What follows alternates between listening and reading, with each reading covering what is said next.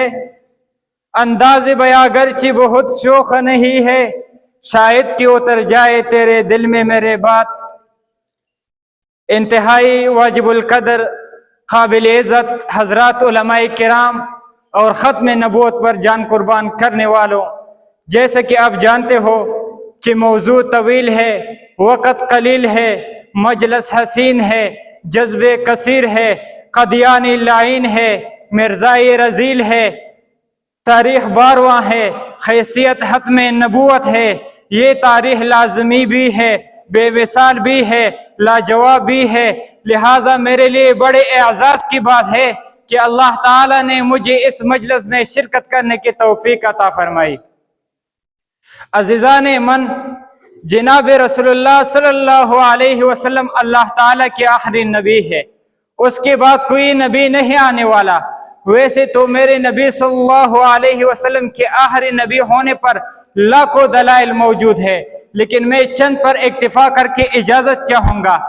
میرے نبی صلی اللہ علیہ وسلم کی نبوت کا ایک دلیل یہ بھی ہے کہ میدان بدر میں سر سجدے میں رکھ کر زبان نبوت پر یہ جاری ہوتا ہے کہ اے اللہ 313 لے کر آیا ہوں، یہ میرا متاع بھی ہے، میرا سرمایہ بھی ہے، میرا پونجی بھی ہے، اگر یہ ہلاک ہو گئے تو روئے زمین پر تیرا نام لینے والا کوئی نہیں رہے گا۔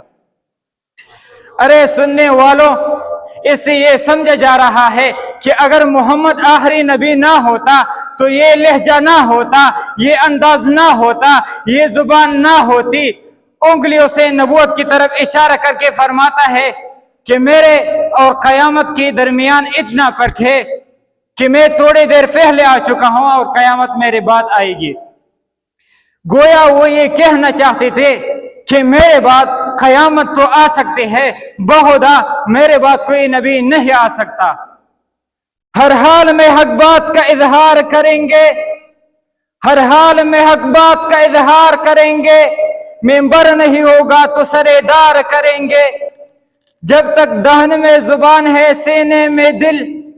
جب تک دہن میں زبان ہے سینے میں دل، کاذب کی نبوت کا ہم انکار کریں گے۔ عزیزان من،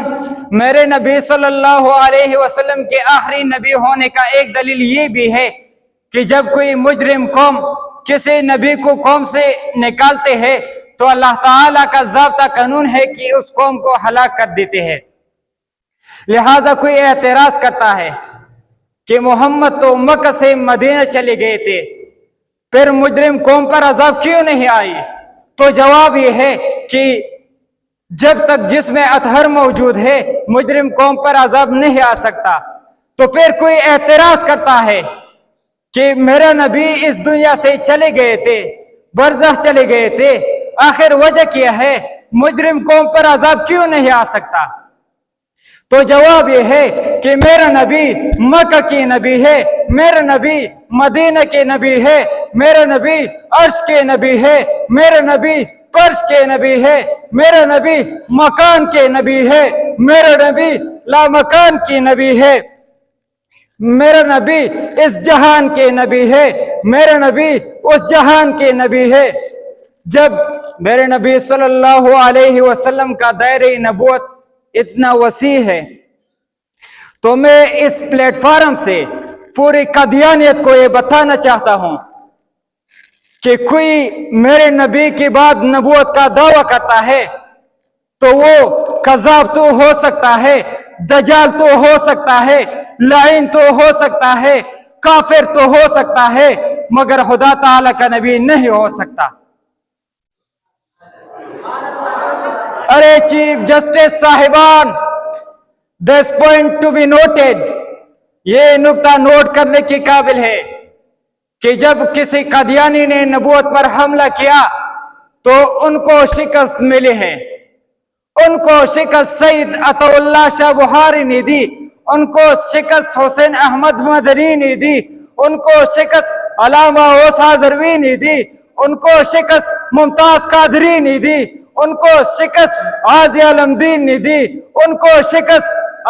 علامہ انور شاہ کشمیری نے دی، ان کو شکست۔ جب کوئی قادیانی نبوت پر حملہ کرے گا تو ان کو شکست دینے کے لیے غازی فیصل خالد موجود ہے، ان کو شکست دینے کے لیے غازی سید حنصر حدیب موجود ہے، ان کو شکست دینے کے لیے